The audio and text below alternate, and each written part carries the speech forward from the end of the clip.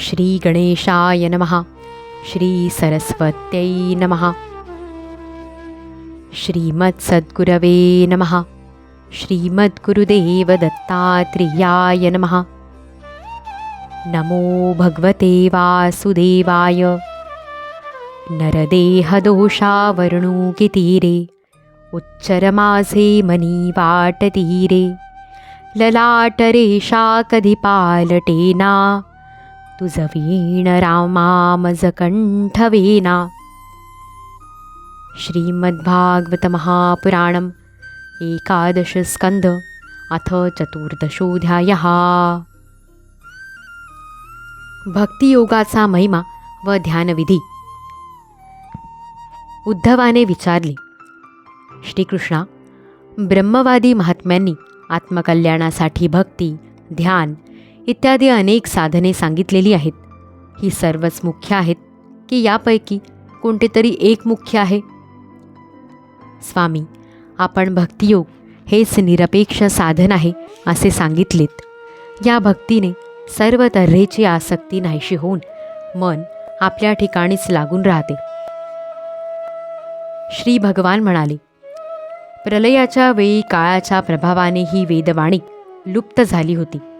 नंतर जेव्हा सृष्टीची उत्पत्ती झाली तेव्हा मी ती ब्रह्मदेवांना दिली. तिच्यामध्ये माझ्या भागवत धर्माचे निरूपण आहे. ब्रह्मदेवाने ती आपला ज्येष्ठ पुत्र स्वयंभू व मनु याला सांगितली. नंतर त्याच्याकडून भृगु इत्यादी 7 ब्रह्मर्षींनी तिचे ग्रहण केले.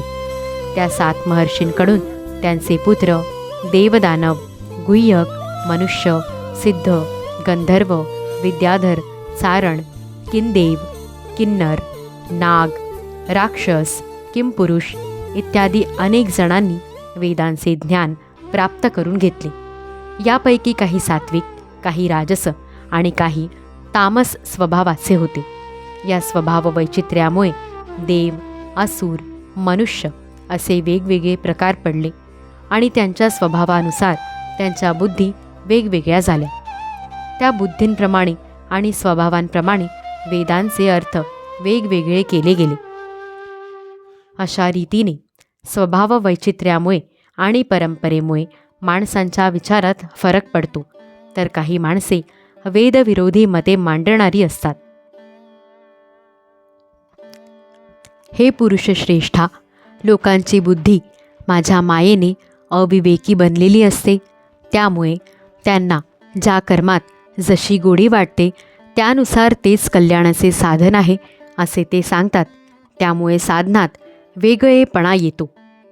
त्यापैकी मीमांसक कर्माला, साहित्यिक कीर्तीला, कामशास्त्री कामाला, योगशास्त्री सत्य, दम आणि शमाला, राजनीतिज्ञ ऐश्वर्याला, संन्यासी त्यागाला आणि नास्तिक भोगाला कल्याणाचे साधन मानतात. काही जण यज्ञ, तप, दान, व्रते, नियम, यम इत्यादींना कल्याणाचे साधन म्हणतात. या लोकांना त्या त्या कर्मानुसार त्या त्या लोकांची प्राप्ती होते. पण हे लोक उत्पन्न होणारे असल्यामुळे नाशवंतही आहेत. शिवाय यांचा शेवट दुःखात होतो. हे तामसी आहेत. यात आनंद नावापुरताच असतो. या सर्व कारणांमुळे हे दुःखमयच आहेत.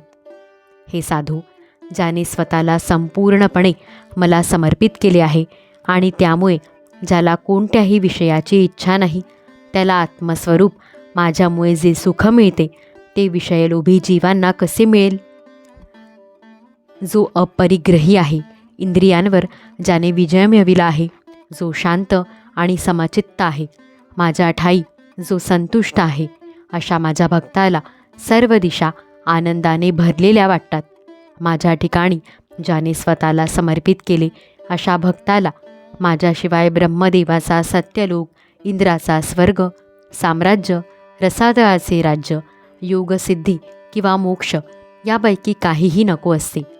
हे उद्धवा, मला तुझ्यासारखे प्रेमी भक्त जितके प्रिय असतात तितका ब्रह्मदेव, शंकर, बलराम, लक्ष्मी किंबहुना माझा आत्माही मला प्रिय नाही. ज्याला कशाचीही अपेक्षा नाही, जो शांत व वैरभावरहित असतो, सर्वांबद्दल समान दृष्टी ठेवतो, त्या महात्म्याच्या चरणांच्या धुळीने माझ्या आत असलेले लोक पवित्र व्हावेत म्हणून मी नेहमी त्यांच्या मागून जात असतो. जे अपरिग्रही असतात, ज्यांचे चित्त माझ्या ठाईच रममाण झालेले असते, जे महापुरुष अतिशय शांत प्रकृतीचे असतात, सर्व जीवांबद्दलच ज्यांना प्रेम वाटते, कामनांमुळे ज्यांची बुद्धी दूषित होत नाही, अशा भक्तांना निरपेक्षपणामुळे माझ्या ज्या परमानंदाचा अनुभव येतो त्याची इतरांना कल्पना येणार नाही. इंद्रियांवर विजय मिळवू न शकलेल्या माझ्या भक्ताला विषय स्वतःकडे ओढत असले तरी माझ्या ठिकाणी वाढणाऱ्या त्याच्या भक्तीच्या प्रभावामुळे विषय त्याच्यावर आक्रमण करू शकत नाहीत. धगधगता अग्नी जसा सर्व जळणाची राख करून टाकतो, त्याचप्रमाणे हे उद्धवा माझी भक्तीसुद्धा पापाच्या सगळ्या राशी जाळून टाकते. हे उद्धवा, माझ्या अनन्य भक्तीने जसा मी प्राप्त होतो तसा योग, ज्ञान, धर्माचरण, स्वाध्याय, तप किंवा त्याग यांनी प्राप्त होत नाही. संतांना प्रिय असणारा त्यांचा आत्मा असा मी केवळ श्रद्धाभक्तीनेच प्राप्त होतो. जन्माने चांडा असलेल्यांनाही माझी भक्ती पवित्र करते. याउलट सत्य आणि दयेने युक्त असा धर्म किंवा तपश्चर्येसह ज्ञान माझी भक्ती नसेल तर त्या व्यक्तीला पवित्र करू शकत नाही. भक्तीने जोपर्यंत शरीर पुलकित होत नाही, चित्त द्रवत नाही, आनंदाश्रू वाहत नाहीत, तोपर्यंत अंतःकरण पूर्ण शुद्ध कसे होईल? ज्याची वाणी भक्तीने सद्गतीत होते, चित्त द्रवते, जो वियोगाने कधी रडतो तर कधी भेटीने हसतो, लाज सोडून कधी उच्च स्वरात गातो तर कधी नाचतो, असा माझा भक्त सर्व जगाला पवित्र करतो. सोने ज्याप्रमाणे अग्नीने आपल्यातील मळ टाकून देऊन शुद्ध होते आणि आपल्या खऱ्या रूपाने चमकू लागते, त्याचप्रमाणे मनुष्य जेवढा माझी भक्ती करतो तेव्हा त्या भक्तियोगाने आपल्या कर्मवासनांचा नाश करून आपले निजस्वरूप असलेल्या मला, परमात्म्याला तो प्राप्त होतो. उद्धवा, माझ्या परमपावन लीला कथांच्या श्रवण कीर्तनाने जसा जसा चित्तातील मळ धुतला जातो तसं तसा माझा भक्त डोळ्यात अंजन घातल्याने जसा डोळा बारीक वस्तूही पाहू शकतो तसा सूक्ष्म अशा मला पाहू शकतो. जो विषयांचे चिंतन करतो त्याचे चित्त विषयात गुंतते आणि जो नेहमी माझे स्मरण करतो त्याचे चित्त माझ्या ठाई तल्लीन होऊन जाते. नाशवंत विषयांचे चिंतन स्वप्नाप्रमाणे किंवा मनोरथांप्रमाणे खोटे आहे, म्हणून त्यांचे चिंतन करण्याचे सोडून माझ्या भक्तीत रंगलेले मन माझ्या ठिकाणी लावावे. स्त्रियांच्या किंवा स्त्रीलंपटांच्या संगतीमुळे जितके दुःख किंवा संसारबंधन उत्पन्न होते तसे आणखी कोणाच्याही संगतीने उत्पन्न होत नाही. म्हणून साधकाने इंद्रिये ताब्यात ठेवून स्त्रिया आणि स्त्रीलंपट यांची संगत पूर्णपणे सोडून एकांत पवित्र ठिकाणी बसून आळस सोडून माझे चिंतन करावे. उद्धवाने विचारले, हे कमलनयना, मुमुक्षूने आपल्या कोणत्या स्वरूपाचे कसे ध्यान करावे हे आपण आता मला सांगावे. भगवान श्रीकृष्ण म्हणाले, फार उंच किंवा फार खोल नसलेल्या सपाट आसनावर शरीर ताठ ठेवून आरामात बसावे, हात मांडीवर ठेवावेत आणि दृष्टी नाकाच्या अग्रभागी लावावी. यानंतर पूरक, कुंभक आणि रेचक या क्रमाने प्राणायामाने नाडी शोधन करावे. हे एका डाव्या नाकपुडीने व एकदा उजव्या नाकपुडीनेही करता येईल. हा अभ्यास हळूहळू वाढवावा. त्याचबरोबर इंद्रियांवर ताबा ठेवावा. मूलाधारात उत्पन्न झालेला ओंकार प्राणवायूच्या साह्याने मस्तकापर्यंत न्यावा. कमळातील बीसतंतूप्रमाणे तो अखंड असून त्याचा नाद घंटानादाप्रमाणे आहे असे मनात चिंतन करावे.